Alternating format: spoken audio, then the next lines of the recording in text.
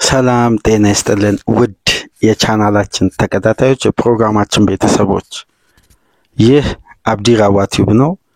ፕሮግራማችንን ላይክ በማድረግ እንድትጀምሩ አዲስ የሆናችሁ ሰብስክራይብ በማድረግ ለዚህ ቻናል ቤተሰብ እንድትሆኑ እንዲሁም ይህንን ፕሮግራም ከሀገር ውጭ የምታደምጡ ውድ የቻናላችን ተከታታዮች እንደ ሁሉ ጊዜው በሱፐር ታንክስ ለዚህ ቻናል የምታደርጉትን ድጋፍ እንድትቀጥሉ ባክብሮት እየጋበዝን በምሽቱ እንግዲህ ከተሰሙ ሰበር ዜናዎች መካከል በቅዳሜ ምሽት በታመኑ ዘጋቢዎች የተረጋገጠው ቀደም ብሎ ደግሞ በቅዳሜ ጠዋት የፊት ገጽ ከፖርቱጋል ሚዲያ ሪካርዶ ናሽናል በሪካርድ ተነባቢ ጋዜጣ የፊት ገጽ እንግዲህ 100% ከፖርቱጋል እግር ኳስ ከሚወጡ መረጃዎች መካከል የታመነ ወይም ለእያንዳንዱ ክለብ ቅርብ ነው ከሚባሉ ሪፖርተሮች ወይም የዘገባ አይነቶች መካከል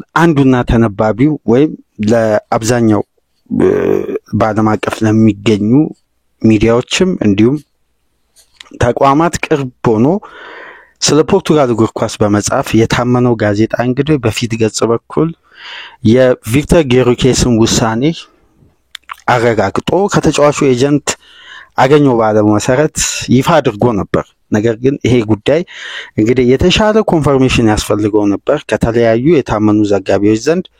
ይሄ ጉዳይ እንግዲህ እስከ ምሽቱ ድረስ ሲብላላ ቆይቶ ቅዳሜ ምሽት መረጃው ተረጋግጦ ለእግር ኳሱ ቤተሰብ ወይም ለተጫዋቹ ፈላጊ ክለቦች ደጋፊዎች በተለይ ይፋ ሆኗል።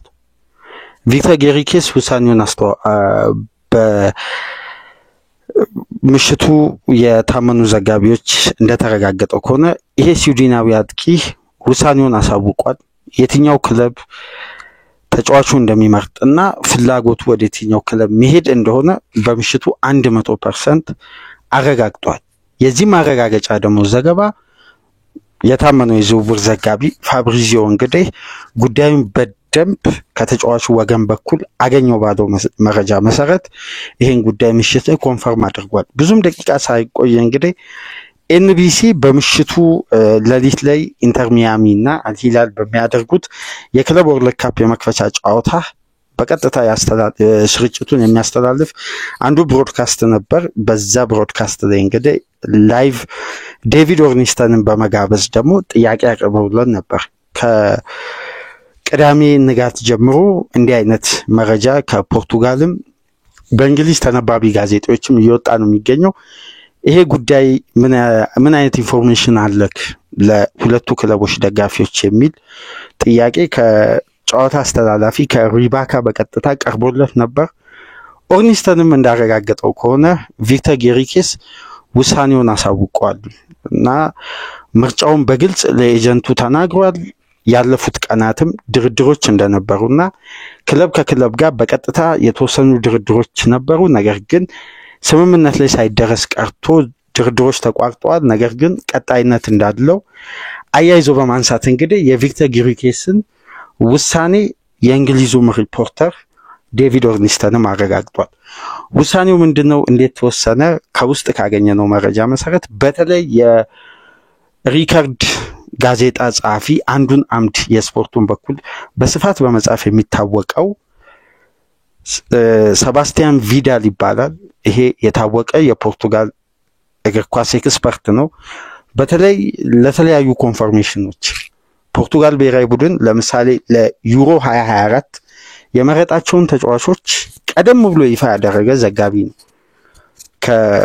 የዚህ ሪፖርተር ታማኝነት ምን ያክል ነው የሚለውን ለማረጋገጥ በሞከርነው አንዳንድ የተለያዩ ዘገባዎችን ስንመለከት የነ ኤንዞ ፈርናንዴዝ፣ የነ ዳርዊን ኑኔዝ፣ የነ ሉዊስ ዲያዝን በተመሳሳይ አርሴናል ፋቢዮ ቬራን ሲያስፈርም ቀደም ብሎ እነዚህ መረጃ ለእግር ኳሱ ቤተሰብ በማጋራትና ለእያንዳንዱ ክለብ ቅርብ እንደሆነ ይነገራል። በተለይ ደግሞ ለስፖርቲንግ ሊዝበን እና ሰባስቲያን ቪዳል በሪካርድ ገጹ ላይ ሰፋ ባለመልኩ ስለ ቪክተር ጌሪኬስ ወቅታዊና ያለፉትን ጊዜያት የነበሩ አንዳንድ ሁኔታዎችን በተለይ ደግሞ የስፖርቲንግ ሊዝበን ፕሬዚዳንት ፍሬድሪኮ የሰጡት መግለጫ ተጫዋቹ እንዳበሳጨው የተጫዋቹን ኤጀንት በተመሳሳይና ቶሎ በፍጥነት ይሄ ጉዳይ እልባት ሊሰጠው እንደሚገባ አብዛኛው የእግር ኳሱ ቤተሰብ የሚዲያ ባለሙያዎች እየገለጹ ነው የሚገኙትና ይሄንን ተከትሎ ክለቡ ላይ ጫና በስቷል።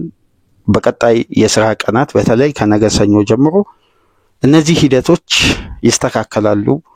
በተጫዋቹም በኩል በክለቡም በኩል ያሉ ክፍተቶች በተሻለ ሁኔታ ተቀናጅተው እንግዲህ ወደ መፍትሄ ይመጣሉ። ተጫዋቹ አንዱ ክለብ ማረፉ የማይቀር ነው።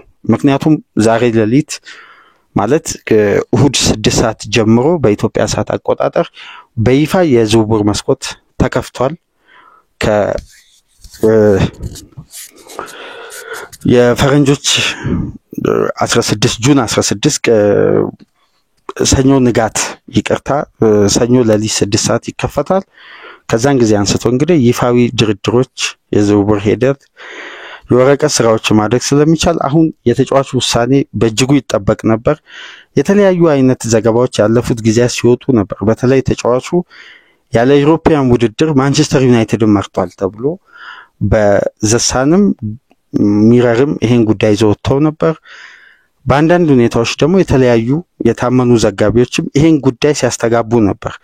ነገር ግን የተረጋገጠው ኮንፈርሜሽን አልተገኘም ነበር። የዩናይትድ ኃላፊዎች ያለፉትን ቀናት ለተጫዋቹ ይፋዊ ጥያቄ ማቅረባቸውን ከቀናት በፊት የሰራነው የቪክተር ጊሪኬስ ፕሮግራም ላይ በስፋት አንስተናል። ነገር ግን ተቀባይነት አላገኘም ነበር።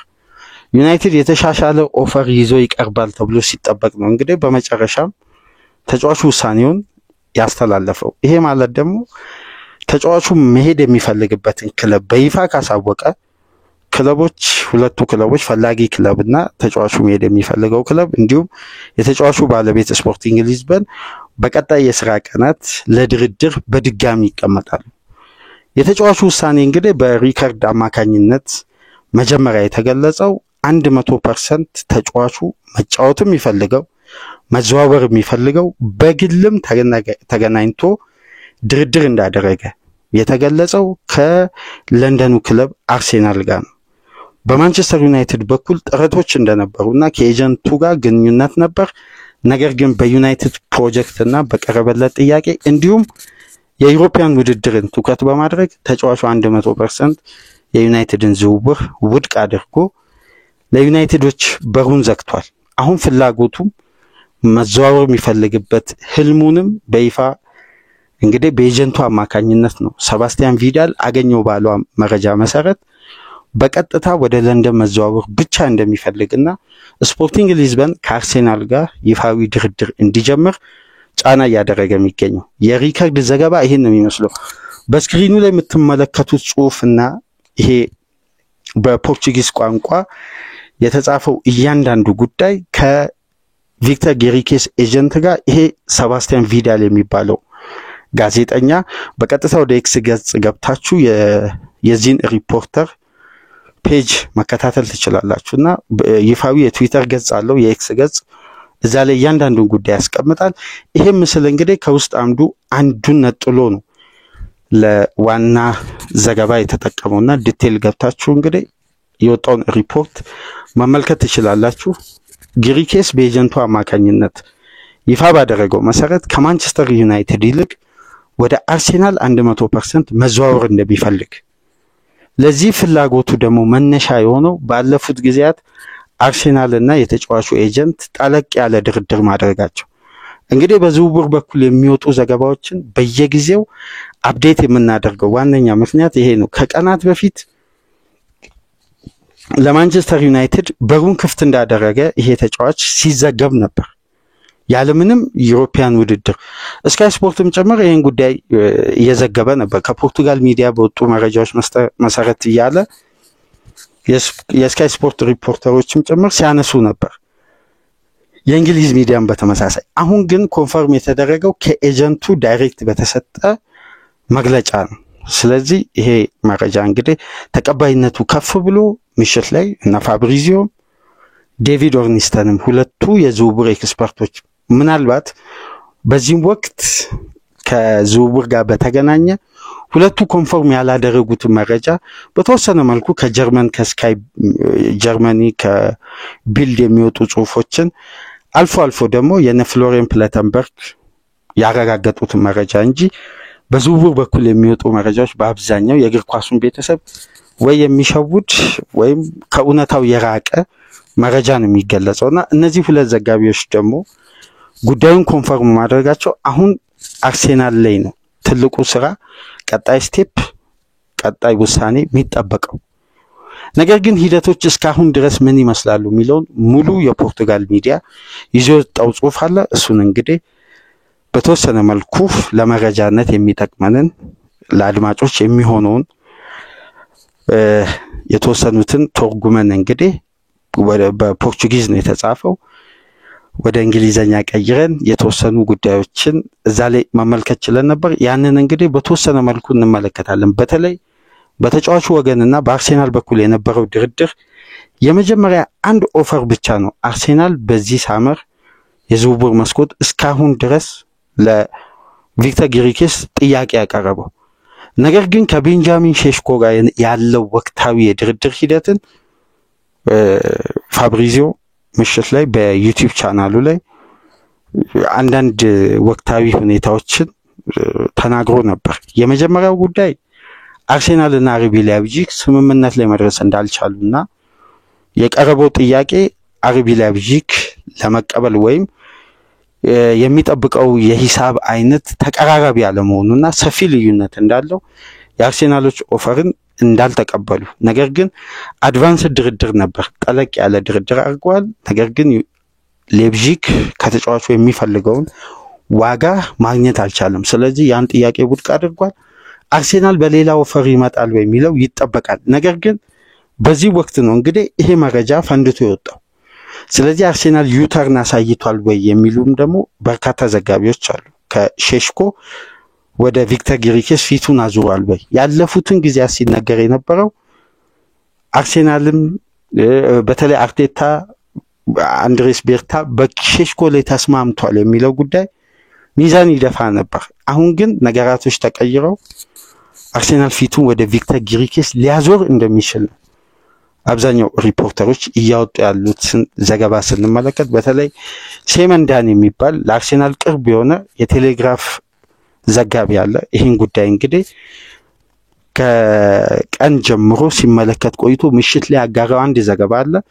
እዛ ዘገባ ላይ የወጡ የተወሰኑ ጥቆማዎች አርሴናል አሁን ላይ በድጋሚ ወደዚህ ስዊድናዊ ሊመለስ እንደሚችል ፍንጭ የሚሰጥ ነው። ነገር ግን የሰባስቲያን ቪዳል ዘገባ እንደሚለው ከሆነ አርሴናልና ስፖርቲንግ ሊዝበን በለንደን መደራደራቸው ከዛም በኋላ ተጫዋቹና የአርሴናል ኃላፊዎች ደግሞ በስፔን ድርድር እንደነበራቸው ሰባስቲያን ቪዳል አብራርቶ ጽፏል። ስለዚህ እውነታውን ስንመለከት ደግሞ አርሴናል በድጋሚ ወደ ጊሪኬስ ዝውውር ሊመለስ ይችላል። ስለዚህ በሁለቱ ተጫዋቾች የውሳኔ ጉዳይ አሁንም የተረጋገጠ ወይም በቀጥታ 100% አርሴናል ታርጌት ያደረገው ተጫዋች እንደሌለ ነው። ያለፉትን ጊዜያት ሼሽኮ አንድ እግሩ ወደ ኤምሬትስ እንደገባ ይሄ ተጫዋች የአርሴናል ንብረት የመሆኑ ጉዳይ የጊዜ ጉዳይ መሆኑ ሲነገር ነበር። አሁን ነገራቶች ሁሉ ተቀይረው ቪክተር ጊሪኬስ ወደ ኤምሬትስ የመምጣት እድሉ ሰፊ ነው። በተለይ የተጫዋቹ ፍላጎትና ከአርሴናል ጋር የተደረገው የመጀመሪያው ድርድር ተጫዋቹን ውሳኔውን ቀይሮ የማንቸስተር ዩናይትድን ፍላጎት በሩን በመስጋት ከአርሴናል የሚመጡ ጥያቄዎችን ብቻ ለመቀበል ዝግጁ መሆኑ ነገር ይሄ ዝውውር ሂደት መቀየሩን ነው የሚያሳየውና እስቲ የወጣውን ዘገባ በተወሰነ መልኩ እንመልከት። አርሴናልና ስፖርቲንግ ሊዝበን የመጀመሪያ ይፋዊ ድርድር ወይም ጊዜና ሰዓት ቆርጠው ተቀጣጥረው የተገናኙበትና የተደራደሩበት ትልቁ የድርድር ወቅት የነበረው ይላል ሰባስቲያን ቪዳል እንደሚለው ከሆነ በስፔን አይስላንድ ሞኔርካ በመትባል ደሴት ላይ ነበር ሁለቱ ክለቦች በይፋ ድርድር ያደረጉት።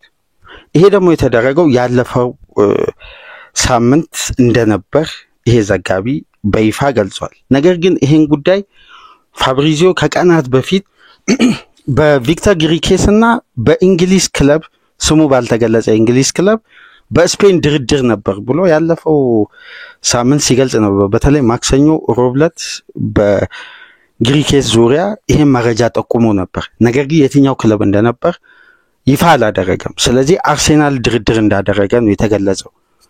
ነገር ግን ካለፈው ሳምንት ቀደም ብሎ በተለይ የፈረንጆቹ ጁን እንደገባ ምናስተውሰው የዝውውር መስኮቱ በተከፈተ የመጀመሪያ 5-6 ቀን ውስጥ ከቤንጃሚን ሼሽኮ ጋር አርሴናል ጠንካራ አድቫንስድ ድርድር እንደነበር ስንሰማ ነበር። በሳምንቱ ነው እንግዲህ ጉዳዮች የተቀየሩት።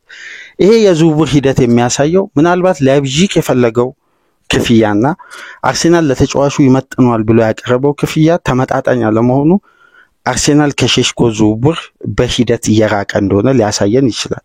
ምንም የተረጋገጠ ነገር ባይኖርም ግን አርሴናል ያቀረበው የመጀመሪያ ኢኒሻል ጥያቄ በላይፕዚግ ውድቅ ሆኗል። ድርድሮች እንደቀጠሉ ነው ያው የሚባለው። ሁለተኛው ኦፈር ይዞ ይቀርባል ተብሎ ይጠበቃል። ነገር ግን አሁን ከጊሪኬስ ጋር ስሙ በድጋሚ ጠንከር ብሎ ተያይዞ እየተነሳ የሚገኘው የመጀመሪያ የነበረው የሁለቱ የስፖርቲንግ ሊዝበን እና የአርሴናል ግንኙነት አርሴናል ይፋዊ 55 ሚሊዮን ፓውንድ ሲደመር እንደ ብቃቱ ታይቶ 10 ሚሊዮን ፓውንድ እና ለተጫዋቹ 7 ሚሊዮን ፓውንድ ቦነስ ያካተተ ፓኬጅ ነበር ያቀረበው። ይሄን እንግዲህ ወዲያው ነው የፖርቱጋሉ ክለብ ውድቅ አደረገ። በቀናት ልዩነት የክለቡ ፕሬዝዳንት ሚዲያ ላይ በመውጣት እንግዲህ እኛ እንዲህ አይነት ጥያቄ ወይም በዚህ ሂሳብ የ27 ዓመት ተጫዋች በሁለት ዓመት ውስጥ 100 እና ከዛ በላይ ግብ ላይ ቀጥተኛ ተሳትፎ ያደረገ ከፖርቱጋል እግር ኳስ በእነዚህ ዋጋ ተሽጦ አያውቅም። ስለዚህ በዚህ ዋጋ ከየትኛውም ክለብ ጋር አንደራደርም የሚል ቁጣን ያዘለ ትዕዛዝ ሲያስተላልፉ ነበርና በተጫዋቹና በክለቡ መካከል አለመግባባት ከተጀመረበት ጊዜ አንስቶ ይሄ ጠንካራ የክለቡ መግለጫ ነበር።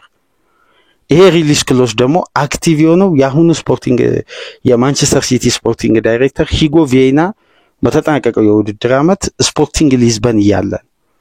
ስለዚህ በዚህ ጉዳይ ላይ ፕሬዝዳንቱ ይፋዊ መግለጫ ሰጥተዋል። ከ80 እስከ 100 ሚሊዮን ዩሮ ነው እንዲህ አይነት ኳሊቲ ያላቸው ተጫዋቾች ከዚህ በፊት ከሊጉ ሲሸጡ የነበረው። ይሄ ማለት በቀጥታ የዳርዊን ኑኔዝን ሂሳብ ለመግለጽ ይመስላል። በከፍተኛ የዝውውር ዋጋ ወደ ሊቨርፑል የተዘዋወረበት የጊሪኬስን ያክል እንኳን ኑኔዝ በጊዜው ከፍተኛ ግብ ላይ ተሳትፎ አላደረገም። ነገር ግን የተከፈለበትን ክፍያ ስለዚህ ይሄ ተጫዋች ከዛ በላይ ይገባዋል የሚል አስተያየት ነበር በፕሬዝዳንቱ ሲሰጡ የነበረው። የመጀመሪያው ድርድር በዚህ መልኩ እንግዲህ ተጠናቆ ስፖርቲንግ ሊዝበኖች ምናልባት አርሴናል ወደ 68 ሚሊዮን ፓውንድ ፊክስድ ፔይመንት ይዞ የሚቀርብ ከሆነ ሊቀበሉ የሚችሉበት እድል እንዳለ ሪካርድ በሰባስቲያን ቪዳል አማካኝነት ይሄ ሪፖርት ውስጥ ተካቷል። 68 ሚሊዮን ፓውንድ ያ ማለት ወደ 80 ሚሊዮን ዩሮ አካባቢ ማለት። ስለዚህ ክለቡ ከሚፈልገው ዋጋ ጋር ተቀራራቢ የሆነ ሁለተኛ ኦፈር አርሴናል ይዞ ሊቀርብ የሚችለው ለዚህ ስዊድናዊ ነው የሚለው የሪካርድ ዘገባ። በውስጥ አምዱ እንግዲህ ሰባስቲያን ቪዳል ነው ይሄን ጉዳይ በስፋት ያብራራው።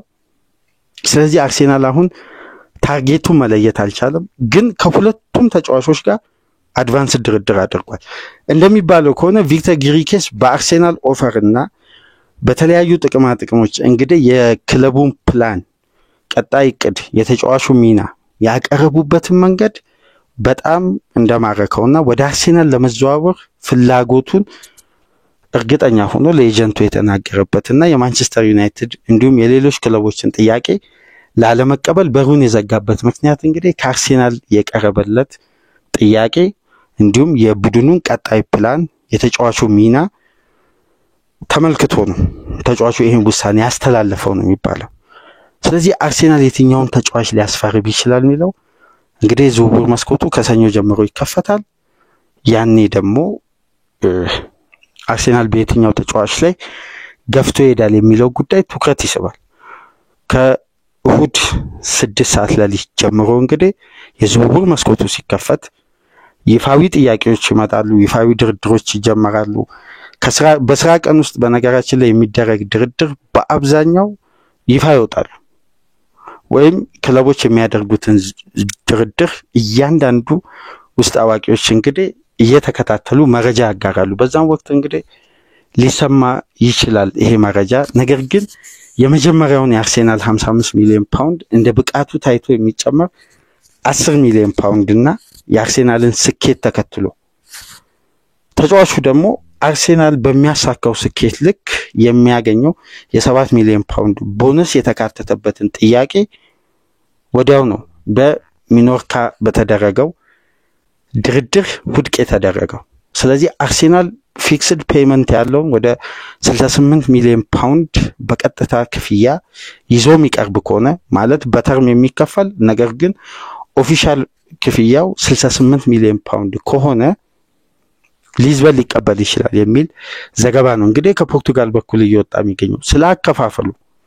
የመጀመሪያ ዙር ድርድር አርሴናል በተጫዋቹ ላይ ያለው ወቅታዊ ፍላጎትና የድርድር አይነት ኦርኒስተንም ፋብሪዚዮም ያረጋገጡት ነገር የለም ነገር ግን ተጫዋቹ ከማንቸስተር ዩናይትድ ይልቅ ወደ አርሴናል መዘዋወሩና የማንቸስተር ዩናይትድን ፍላጎት በሩን እንደዘጋና የትኛውንም ጥያቄ እንደማይቀበል በተለይ ደግሞ የአርሴናል ፕሮጀክት ከዩናይትድ ይልቅ እንደተስማማው ለኤጀንቱ ይፋ አድርጓል ነው ይሄ ሪፖርት የሚለው ስለዚህ አርሴናል እንግዲህ ከሼሽኮ ግሪኬስን ያስቀድም ወይስ ግሪኬስን ትቶ ሼሽኮን ያስቀድም ሁለቱንም ማስፈረምም ደግሞ ለአርሴናል የተሻለ ፕራዮሪቲ ነው ምክንያቱም በአማራጭነት መጫወት ይችላል ሁለት ቶፕ ክላስ አጥቂ ያስፈርሞ አንዱን በወጥነት ሊገለገልበት አንዱን ደግሞ ለረጅም ጊዜ ፕላን አድርጎም ሊጠቀም ይችላል ነገር ግን የሚወጣው ዘገባ በአጠቃላይ ከሁለቱም ተጫዋች ጋር አድቫንስ ድርድር አድርጓል አድቫንስ ድርድር ማለት አድቫንስ ድርድር ውስጥ ከሚካተቱ ሂደቶች መካከል የተጫዋቾች የደሞዝ ክፍያ የሚያገኙት ጥቅም የቡል ማፍረሻ ክፍያና ክለብ ከክለብ ጋር ዳይሬክት ኮንታክት ሲኖር ነው አድቫንስ ስቴጅ የሚባለው ለስምምነት መቃረብ ወይም ወደ ስምምነት የሚያሸጋግራቸው ትልቅ ድርድር ማለት ነገር ግን ከአድቫንስ ድርድር በኋላ ክለቦች ስምምነት ላይ ላይደርሱ ይችላሉ ጥያቄዎች ውድቅ ሊደረጉ ይችላሉ የክለቡ ፍላጎት ግን ጠንካራ ከሆነ በድጋሚ በሌላ ኦፈር ይመጣል ሌላ ጥያቄ ያቀርባል ሂደቶች ድርድሮች ይቀጥላሉ ግን አንድ ጉዳይ አሁን በአርሴናል ደጋፊዎች በተለይ በኤክስ ገጽ የታወቁ የአርሴናል ሪፖርተሮችም ደጋፊዎችም አሉ በተለይ የደጋፊዎችን አንዳንድ ጽሁፎች ስመለከት ነበር በተለይ በአርሴናል በኩል ከሚጽፋቸው ጽሁፎች ውስጥ የሚመቸኝ የሴም ኮሊንስ እና የቴሪ ፋውለር ጽሁፎች ናቸው እነዚህ ሁለት የአርሴናል ዘጋቢዎች ቶሎ ብለው አንዳንድ የታመኑ መረጃዎች ሲኖሩ በራሳቸው የትዊተር ገጽ የኤክስ ገጽ ላይ አጋራሉ ጽሁፎች ሁለቱም ተመሳሳይ ሐሳብ ያነሱበት መንገድ አለ በተለይ የኮሊንስ ይሄ የስታንዳርድ ለንደን ስታንዳርድ ሪፖርተር ነው የለንደን ስታንዳርድ የሚል አንድ የኤክስ ገጽ አለ እዛ ላይ ስለ አርሴናል የዕለቱ እንቅስቃሴ እያንዳንዱን ጉዳይ ከኦፕታም ከተለያዩ ይሄ ከቁጥሮች ጋር ተያይዞ የወጡትን ሪፖርቶች እዛ ጋር ያጋራና የራሱን ሐሳብ ከጨዋታው ላይ የተመለከተውን ነገር እዛ ጋር ይጽፋል ይሄ ደጋፊ የሚለው አርሴናል ሁለቱን ታርጌት ማድረጉ ወይም ሁለቱን በራዳር ውስጥ አካቶ እየተንቀሳቀሰ መሆኑን አብዛኛው እግር ኳስ ቤተሰብ የአርሴናልም ደጋፊ ያውቃል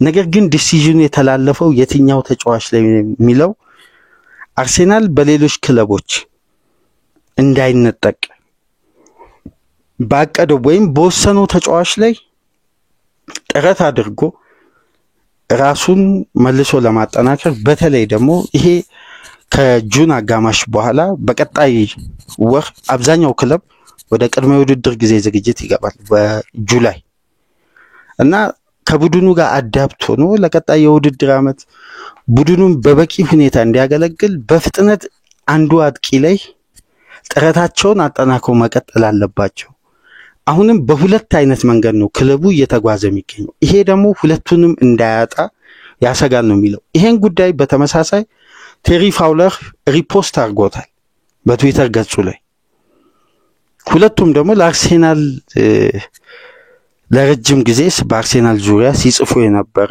የራሳቸውን ሐሳብ የትላልቅ ሪፖርቶችን ጽሁፍ ደግሞ ወዲያው ሼር ያደረጉ ሪፖስት ያደረጉ ሐሳቦችን አብዛኛው አርሴናል ደጋፊ የሚከታተሏቸው በተለይ ቴሪ ፎለር ከ1 ሚሊዮን በላይ ተከታይ አለው በኤክስ ገጽ ላይ እና ይሄም ደጋፊ እንደሚለው ከሆነ አርሴናል ከፍተኛ መዘናጋት በሁለቱም ተጫዋቾች ላይ ያሳየን እንደውም ምሽት ላይ ከወጡ መረጃዎች መካከል ይሄ ተጫዋች ውሳኔውን ሲያስተላልፍ አርሴናል ስሙ ተያይዞ ወይም በስፋት አርሴናል የማስፈረም እድል አለው ተብሎ ሲነገር የነበረው ምሽት ላይ ሁለት የፒኤስቪ አይንድሆቨን ተጫዋቾች ናቸው አንድ የአማካይ ስፍራ አንድ ሴንተር ባክ እና ለሁለቱ ተጫዋቾች አርሴናል ወደ 34 ሚሊዮን ዩሮ ከፍሎ ሁለት ተጫዋቾችን ከፒኤስቪ አይንድሆቨን ሊያስፈርም ነው እንዲሁም አንድ የሊል ፉል ባክን ለማስፈረም እየጣረ እንደሆነ ነው ዘገባዎች ጠንከር ብለው ሲወጡ የነበረው ይሄ ጉዳይ እንግዲህ ሁለቱን ደጋፊዎች በእጅጉ ያበሳጨ ጽሁፎችን ሲጽፉ ነበር የአንድሬስ ቤርታ መምጣት በአርሴናል ቤት ሊፈታ ከሚችልበት ጉዳዮች መካከል ያጥቂ ዝውውር ነው ስለዚህ አርሴናል እስካሁን ዲሲዥኑን አንዱ ተጫዋች ላይ አላደረገም ወይ ሁለቱን ታርጌት አድርጎ ሁለቱን ለማስፈረም በተለያየ መንገድ እየጣረ እንደሆነ ግልጽ ይወጣ ነገር የለም ድርድር በይፋ ተጀምሮ በጥሩ ሂደት ላይ ደረሰ የተባለው የቤንጃሚን ሼሽኮ ነው ነገር ግን የምሽቱ የፋብሪዚዮ ቪዲዮ በሁለቱ ክለቦች መካከል ስምምነት ላይ የሚያደርስ ክፍያ አርሴናል አለማቅረቡን ተከትሎ የመጀመሪያው ኦፈር ውድቅ ሆኗል አርሴናል በሌላ ኦፈር ሊመጣ ይችላል የሚል ተስፋ አለ ነው ያለው ይህንንም ጉዳይ አካተውበት እንግዲህ ሁለቱ የአርሴናል ደጋፊዎች የእንግሊዝ ሚዲያን ሪፖርቶችን እየተከታተሉ ለክለባቸው ደጋፊዎች የሚያቀርቡ በኤክስ ገጽ የነዚህ ሁለት ደጋፊዎች አስተያየት ሼር የሚያደርጉት ሐሳብ በአብዛኛው የአርሴናል ደጋፊዎች የሚጋሩት ወይም የአርሴናል ደጋፊዎችን ፊሊንግ በከፍተኛ ተከታይ ደጋፊዎች ስም እንግዲህ ሪፖስት ያደርጋሉ በአብዛኛው እና ይህንን ተከትሎ የግሪኬስ ውሳኔ መተላለፍ የአርሴናል ኃላፊዎችን በደንብ ሊያነቃ ይገባል ወይም በቤንጃሚን ሼሽኮ ላይ ውሳኔያቸው ጸንቶ ዝውውሩን በጊዜ ማጠናቀቅ አለባቸው የሚል ሐሳብ ነው ያጋሩት ይሄን ጉዳይ እንግዲህ ዘ ጋርዲያን የሁለቱም ፖስት ስክሪንሻት በማድረግ ምሽት ላይ ትልቅ ጽሁፍ ይዞ ወጥቶ ነበር ቼልሲ ከወዲሁ ያስፈረማቸውን ተጫዋቾች ሲቲ በ10 ቀናት በተከፈቱ የዝውውር መስኮቶች ብቻ 4 ተጫዋቾችን አስፈርሞ የዝውውር መስኮቱ ተዘጋ ወደ ክለብ ወርልድ ካፕ ተጓዘ ሊቨርፑል እንግዲህ የብሪቲሽ ሪከርድን በመስበር ፍሎሪያን ቪትዝን እንዲሁም ጀሬሚ ፍሪፖንግን በማስፈረም ቀጣይ ሳምንት ደግሞ የሚሎስ ኬርኬዝን ዝውውር ለማጠናቀቅ መቃረቡን ተከትሎ በአንድ የሶስት ተጫዋቾችን በ200 ሚሊዮን ፓውንድ ሲቲም 200 ሚሊዮን ፓውንድ ቼልሲ እና ዳሪዮስ ዩሴጎን ወደ ስብስቡ ካካተተ በኋላ ሌም ዴላፕን እንደገና በቀጣይ ቀናት ውስጥ በክለብ ወርልድ ካፕ ውድድር ውስጥ ሆኖ ከቦሩሲያ ዶርትመንድ ጂሚ ቦያጊተንን ለማስፈረም መቃረባቸውና በቅርብ ሳምንት ደግሞ ከተለያዩ አጥቂዎች ጋር ቀጥተኛ ድርድር ማድረጉ ሲታይ የአርሴናል መዘናጋት የማርቲን ዙቢመንዲ ዝውውር አለመጠናቀቅ ቡድኑ ያሳየው የዝውውር አክቲቭ ያለመሆን ጉዳይ ዘ ጋርዲያን በስፋት ጽፎ ነበርና ይሄ ጉዳይ ምናልባት በደጋፊው ዘንድ ተቃውሞ እንዳያስነሳና ጥያቄ እንዳያስነሳ አርሴናል ኤክስ ፋክተር እንደሚያስፈልገው በተጠናቀቀው በ2023 2024 የውድድር ዓመት እንኳን ሚካኤል አርቴታ በይፋ በመውጣት በእኛና በባየር ሙኒክ አርሴናል በሩብ ፍጻሜ ጨዋታ ከባየር ሙኒክ ጋር በአሊያንዝ አሬና 1-0 ተሸንፎ ከውድድሩ ውጪ ሲሆን በእኛና በባየር ሙኒክ መካከል ካሉ ትላልቅ ልዩነቶች መካከል ወይም የዚህን ጨዋታ ውጤት ከወሰኑ ጉዳዮች መካከል ኤክስ ፋክተር ነው የቡድኑ በቃ ገዳይ ወይም ልዩነት ፈጣሪ ተጫዋች አለመኖሩ ነው ብሎ በግልጽ ተናግሮ ነበር ስለዚህ አሰልጣኙ መቼም ሄዶ ከክለብ ጋር በሚያደርጉት ድርድር ላይ አክቲቭ ሆኖ እዛ ጋር የዝውውር ሂደቱ እንዲጠናቀቅ አይሰራም በዚህ ዘርፍ የተመደቡ ባለሙያዎች አሉ ስለዚህ ይሄ ጉዳይ ከሚካኤል አርቴታ ጋር የሚገናኝ አይደለም። ክለቡ አክቲቭ ካልሆነ አሰልጣኙ እዚህ ጋር የሚያደርገው የተለየ ተጽዕኖ የለም። ክለቡ ላይ ጫና ማድረጉን በተለያየ ጋዜጣዊ መግለጫ ላይ ገልጿልና አርሴናል በሁለተኛ ዙር በሚከፈተው ሰፊው የዝውውር መስኮት አጥቂ እንደሚያስፈርም ግልጽ ነው። በዚህ የዝውውር መስኮት አጥቂ ያስፈርማል። የትኛውን አጥቂ ነው የሚያስፈርመው የሚለውን አክቲቭ ሆኖ ዝውውሩ ላይ የሚፈልገውን አጥቂ በንቃት በጊዜ ካላስፈረመ ክለቦች ትኩረታቸውን ወደ አጥቂ የሚያዘነብሉበት ሰፊ የዝውውር መስኮት ነው።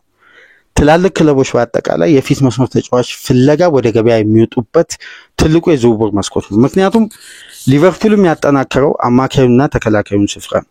ቀጣይ ታርጌቱ ኑኔዝን መሸጥ፣ አጥቂ ማስፈረም። ስለዚህ የዝውውር መስኮቱ እስኪከፈት ነው የስራ ቀናትን እየጠበቀ የሚገኝ። በተመሳሳይ ቼልሲ፣ ማንቸስተር ዩናይትድም አለ። ስለዚህ ዝውውሮች ላይ አክቲቭ ሆኖ መንቀሳቀስ ደግሞ ክለቦች በፍጥነት የሚፈልጉትን ተጫዋች እንዲያገኝ ምክንያት ይሆናል እና በስክሪናችን ላይ የለጠፍነው ጽሁፍ ወይም ያገኘነው የጋዜጣ ሪፖርት የሚለው ቪክተር ጊሪኬስ የአርሴናሎችን ጥያቄ ለመቀበል በሩን ከፍቶ የሌሎች ክለቦችን ማንቸስተር ዩናይትድን ጨምሮ በሩን ዘግቷል። መዘዋወርም መጫወትም ህልሙ የሚሆነው ወደ ቀዮቹ ቤት ወደ ኤሚሬትስ መዘዋወር ነው፣ ወደ ለንደን። ስለዚህ አርሴናል ለተጫዋቹ የሚያስፈልገውን የፖርቱጋሉ ክለብ ያስቀመጠውን የመልቀቂያ ሂሳብ ተደራድሮ በተርም የመክፈል ኃላፊነት እንግዲህ የክለቡ ነው። እንግዲህ ተጫዋቾች በይፋ ወጥተው የዛን ክለብ አክቲቭ ሆነው ወይም የሚስብ ጥያቄ አቅርቦ ክለብ ከክለብ ጋር ስምምነት ላይ ደርሶ ተጫዋቹ መዘዋወር በይፋ ይፈልጋል። ቀጣይ ስራው እንግዲህ ለአርሴናል ነው። በተመሳሳይ ይሄ ውሳኔ በነገራችን ላይ በቤንጃሚን ሼሽኮ በኩል መሰማቱ ይታወሳል። ባለፈው ሳምንት አንድ ፕሮግራም ሰርተን ነበር። ተጫዋቹ የግል ጥቅም የተለያዩ ሂደቶች እና መጫወት የሚፈልግበትን ክለብ ገልጿል ብሎ ስካይ ስፖርት ይፋ አድርጎ ነበር የቤንጃሚን ሼሽኮ። ያን ደግሞ ዘገባ ሪፖርት ያደረገው የጀርመኑ ታማኝ ዘጋቢ ፍሎሪያን ፕላተንበርግ ነበር። ነገር ግን ዝውውሩ አድቫንስድ ስቴጅ ቢደርስም ሁለቱ ክለቦች መስማማት አልቻሉም። አሁን ደግሞ ጊሪኬስ በይፋ መጀመሪያ መልቀቁን ይፋ አደረገ። ከዛም በኋላ መጫወት የሚፈልገው ለአርሴናል መሆኑን በግልጽ በሚዲያ ወጥቶ መናገሩ ተገልጿል በኤጀንቱ አማካኝነት። ስለዚህ ቀጣይ ስራ የሚጠበቀው ከለንደኑ ክለብና ከአርሴናል ብቻ ነው። ስለዚህ አርሴናል በቀጣይ ቀናት ከሰኞ ጀምሮ በየትኛው ተጫዋች ላይ አክቲቭ ሆኖ ይሰራል? ሁለቱን ተጫዋች ያስፈርማል ወይስ አንዱን ነጥሎ ያስፈርማል የሚለው እንግዲህ ትኩረት የሚስብ ነው። ነገር ግን አሁንም ዲሲዥን እንዳልተሰጠው ነው እነዚህ ሁለት ደጋፊዎች የሚጽፉትም ዘጋርዲያንም የሚያወራው ዘገባ ከሆነ ቤርታ ጊሪኬስን ይፈልጋል የሚለው ጉዳይ አሁንም እንዳለ ነው። አርቴታ ሼሽኮን ይፈልጋል የሚለው ጉዳይ አሁንም አርሴናል ቤት መነጋገሪያ ሆኗል። ይሄ ለወራት ሲነገር የነበረ ተመሳሳይ መረጃ ነው። ነገር ግን በሁለቱም ተጫዋቾች በኩል አርሴናል አድቫንስድ ስቴጅ ሄዷል ተብሎ ከዛም በኋላ ወደ ፋይናል አግሪመንት የሚያደርሰውን ድርድር እያደረገ አይደለም ነው። ስለዚህ የሌሎች ክለቦች አክቲቭ ሆነው ዝውውሩ ላይ ሃይጃክ የማድረግ አቅም ጠንክሮ ከመጣ አርሴናል ቢዲንግ ዋር ውስጥ ሊገባ ነው። ቢዲንግ ዋር ደግሞ በዝውውር ላይ አንድን ክለብ ከፍተኛ የፋይናንስ ስርዓትን ያናጋል። ተጨማሪ ዲፓርትመንቶችን እንዳያጠናክር እንቅፋት ነው የሚሆነው። ለምሳሌ ቼልሲ በአንድ ወቅት በኤንዞ ፈርናንዴዝ ላይ ሊቨርፑል 80 ሚሊዮን ዩሮ ሲያቀርብ ቼልሲ ወደ 100 ምናምን ሚሊዮን ዩሮ ሊቨርፑልም ዝውውሩ ላይ እንደነበር ከዛ ሊቨርፑል በይፋ ሲወጣ የመጨረሻ ፋይናል ቢድ የነበረው ወደ 107 ሚሊዮን ፓውንድ አካባቢ ኤንዞ ፈርናንዴዝን ያስፈረሙ። ሞሲ ካሴዶን ቢዲንግ ዋር በጣም ከባድ ነው። ለሁለት በተለይ በርከት ያሉ ክለቦች የሚፈልጉት ተጫዋች ሲኖር የዛ ተጫዋች የመልቀቂያ ሂሳብ በክለቡ በኩል ከፍ እያለ ነው የሚመጣው። ስለዚህ የዝውውር መስኮቱ ባልጋለበት ባልሞቀበት ጊዜ እንዲህ አይነት መረጃዎች ከተጫዋቹ በኩል ይፋ ሲሆን ክለቦች እንግዲህ አክቲቭ ሆነው የመስራት ኃላፊነት የክለቦች ነው። እንደምታስታውሱት የሊቨርፑል ሪካርድ ፈራሚ የብሪቲሽ ሪከርድ የተከፈለበት ፍሎሪያን ቪዝ ወደ ሙኒክም ወደ ማንቸስተር ሲቲ መዘዋወር እንደማይፈልግና በቀጥታ መዘዋወር የሚፈልገው ወደ አንፊልድ መሆኑ ውሳኔውን ካሳወቀ በኋላ የሊቨርፑል ኃላፊዎች 15 ቀናት ብቻ ነው የፈጀባቸው ከስምምነት ላይ ለመድረስ። ነገር ግን እንደሚባለው ከሆነ የመጀመሪያ ኢኒሻል ጥያቄው ተቀባይነት አግኝቶ ተጨማሪ እንደ ተጫዋቹ ብቃት የሚከፈለው ክፍያ ባየር ሌቨርኩዘን እንደጠበቀው ስላልነበር በዛ ሂደት ላይ ነው ሲደራደሩ የቆዩት እንጂ ስምምነቱ የተፈጸመው በመጀመሪያ የሊቨርፑል ይፋዊ ጥያቄ ነው። ያ ማለት ደግሞ በጋዜጦች በኩል ሲዘገብ የነበረው ሊቨርፑል 100 ሚሊዮን አቅርቦ ውድቅ ሆነ፣ ከዛም በኋላ 113 ሚሊዮን ፓውንድ ውድቅ ሆኖ 116 ያቀርብ ነው ተቀባይነት ያገኘው የሚለው በአብዛኛው የሐሰት መረጃ እንደሆነ ደግሞ አሁን እነ ዴቪድ ኦርኒስተን እየጻፉ ነው ከጊዜ በኋላ።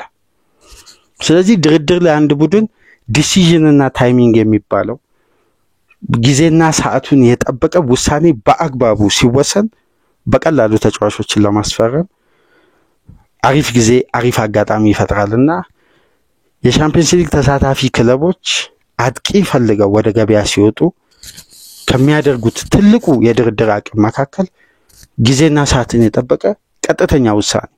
አሁን ለምሳሌ በድርድሩ ላይ መዘናጋት ወይም ይሄ በተለምዶ በዝውውር ላይ ሎንግ ሳጋ እንደሚባለው ይሄ በቃ ይቀርባል፣ አዲስ ሂሳብ ውድቅ ይሆናል በክለቡ በኩል ክለቡ አንድ ከፍተኛ የሆነ ገንዘብ ለጥፎ በዚህ ዋጋ ክለቦች ማይደራደሩ ከሆነ ተጫዋቹን አልሸጥም የሚል አቋም ሲይዙ ቢዲንግ ዋሩ ከፍ ያለ ይመጣል። በነገራችን ላይ የቪክተር ጊሪኬስ ፈላጊ አርሴናል ብቻ አይደለም፣ ባየር ሙኒክ፣ ዩቬ የተጫዋቹ ፈላጊ ናቸው።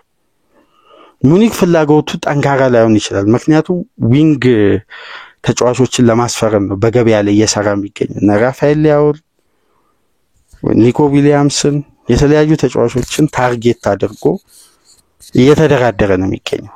ሁነኛ የ9 ቁጥር አጥቂ ከሃሪኬን ጋር ሊፎካከር የሚችል አጥቂ ከፈለጉ ደግሞ ተቀዳሚ ምርጫቸው ቪክተር ጊሪኬስ ነው። ይሄም ጉዳይ እዚህ ውስጥ ተካቷል። ስለዚህ አርሴናል በቀጣይ ቀናት ውስጥ በተለይ ከሰኞ ጀምሮ በሚኖሩ የሥራ ቀን ውስጥ ውሳኔውንና ጥረቱን አክቲቭ አድርጎ ይቀጥላል ተብሎ ይጠበቃል። ነገር ግን ባለፉት ቀናት ሲዘገብ የነበረው ይሄ የስፔን ሚዲያ አሉባልታ አለ። ማርቲን ዙቢመንዲ ውሳኔውን እስካሁን ድረስ በቃላት ደረጃ ለአርሴናሎች ይስጥ እንጂ በወረቀት ደረጃ የሰፈረ ምንም አይነት አግሪመንት የለም የሚል የስፔን ሚዲያ አሉባልታ አለ። ነገር ግን በአብዛኛው የማድሪድን ፍላጎት ወይም ማድሪድ ይጎለዋል ብሎ ያሰቡትንም የተጫዋች ኳሊቲ እነዚህ ሚዲያ በመዘገብ ያውም ማድሪድ ፈልጓል ብለው ለማድሪድ በሬ መክፈት ወይም ማድሪድ እንዲመለከት የማድረግም ፓወር አላቸው። አሁን ለምሳሌ ማርካ አንድ በዚህ ሚዲያ ተዘግቦ ማድሪድ ካስፈረማቸው ተጫዋቾች ወይም ማድሪድ ቀደም ብሎ ራዳር ውስጥ ያላካተተው ተጫዋች በዋነኝነት የሚጠቀሰው አውሬሊዮ ቹዋሚኒ ነው። የአውሬሊዮ ቹዋሚኒን የዲፌንሲቭ አቅም የተለያዩ ስታቶችን በሞናኮ ቤት በመሰብሰብ ወደ ሊቨርፑል በ80 ሚሊዮን ዩሮ ለመዘዋወር የተቃረበው አማካይ በማድሪድ ራዳር ውስጥ እንደሚገኝ ተደርጎ ተዘገበ። ማድሪዶች ይህን ዘገባ ተመልክተው እንደ አዲስ ፍላጎታቸው ከፍ ብሎ በፍጥነት ነው ዝውውሩ ላይ በመግባት በ85 ሚሊዮን ዩሮ ይህን ተጫዋች ያስፈረሙት እና የስፔን ሚዲያ እንዲህ አይነት ጉዳይ በመጻፍ ይታወቃሉ። በተለይ በማድሪድ ከተማ የሚታተሙ ለማድሪድ ቅርብ የሆኑ እነ ማርካን አስን ጨምሮ ይሄ ኤልቼግኒቶ የሚባል ለማድሪድ ቅርብ የሆኑ ዘጋቢዎች አሉ። እነሱ የሚሉት እንግዲህ በቃላት ደረጃ የተደረገ ስምምነት እንጂ በወረቀት ደረጃ የተደረገ ስምምነት የለም።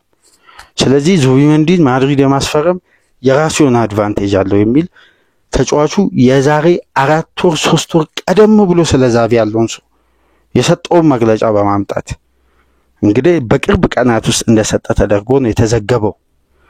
ስለዚህ የዙቢመንዲን ጉዳይም አርሴናል በፍጥነት አክቲቭ ነው በስራ ቀናት እስከ ጁን መጨረሻ ድረስ የተጫዋቹ የሕክምና ፕሮግራም ተደርጎ እንግዲህ ክለብ ከክለብ ጋር ስምምነት ላይ ደርሷል። በተለይ አርሴናል የመልቀቂያ ዋጋውን 51 ሚሊዮን ፓውንድ አይደለም የሚከፍለው ተጨማሪ 5 ሚሊዮን ፓውንድ አለ። ምክንያቱም ሪሊዝ ክሎዙ የሚከፍል ከሆነ በቀጥታ 51 ሚሊዮን ፓውንድ ቼኩን ወስዶ ለስፔን ፌዴሬሽን ነው የሚከፍለው። ያ ደግሞ አንድ የእንግሊዝ ክለብ አርሴናል የሚባል 51 ሚሊዮን ፓውንድ የመልቀቂያው ዋጋ እኔ ጋር አስገብቷልና ክለቡን ልቀቁት በማለት ተጫዋቹን እንዲለቁት ያደርጋል። ይሄ ነው በስፔን ፌዴሬሽን አሰራር በተለይ ከኮቪድ በኋላ የመጣው አሰራርና ይሄንን ተከትሎ እንግዲህ አርሴናሎች በሙሉ 51 ሚሊዮን ፓውንድ ቼኩን ዳምፕ ከማድረግ ይልቅ ተጨማሪ 5 ሚሊዮን ፓውንድ በመክፈል በተርም የሚከፈለውን ድርድር ነው ከስምምነት ላይ ደረሱት። ስለዚህ ቀጣይ የወረቀት ስራ በሁለቱ ክለቦች መካከል ነው የሚጠበቀው እንጂ በየትኛው መመዘኛ ዙቢሜንዲን ማድሪድ የመጥለፍ አድቫንቴጁ አሁን ላይ በጣም እንግዲህ የሕክምና ምርመራ አላደረገም። ሁለቱ ክለቦች በይፋ እስካሁን ድረስ ኮንፈርም አላደረጉም ከስምምነት ላይ መድረሳቸው። ነገር ግን የዝውውር ሪፖርተሮች እንደሚሉት ከሆነ ሁለቱ ክለቦች ስምምነት ላይ ደርሰዋል። በዚህ ሪሊዝ ክሎዝ ቀጣይ የወረቀት ስራዎች ናቸው የሚቀሩት ነው የሚለው። ስለዚህ 99% የተጠናቀቀ ዝውውር ነው። በዙቢሜንዲ በኩል የሚወጣው ሪፖርት እንግዲህ የስፔን ሚዲያና የማድሪድ ከተማ ተነባቢ ጋዜጦች ምኞት እንጂ የማድሪድ ፕላን እንዳልሆነ ነው እየተረጋገጠ የመጣው። በሌላ በኩል እንግዲህ የአርሴናል የዊንግ አማራጮች ወደ 3 ከፍ ብለዋል። ሮድሪጎ፣ ኒኮ ዊሊያምስ እና አንቶኒ ጎርደን። አንቶኒ ጎርደን የሁለቱ ዝውውሮች አርሴናልን ወይ የሚጠየቁት ዋጋና ከዝውውሩ ጋር በሚያጋጥሙት ሂደት ላይ የመጨረሻ አማራጭ ተደርጎ የተያዘ ነው። የአርሴናል የመጀመሪያ ታርጌት ሮድሪጎ ነው።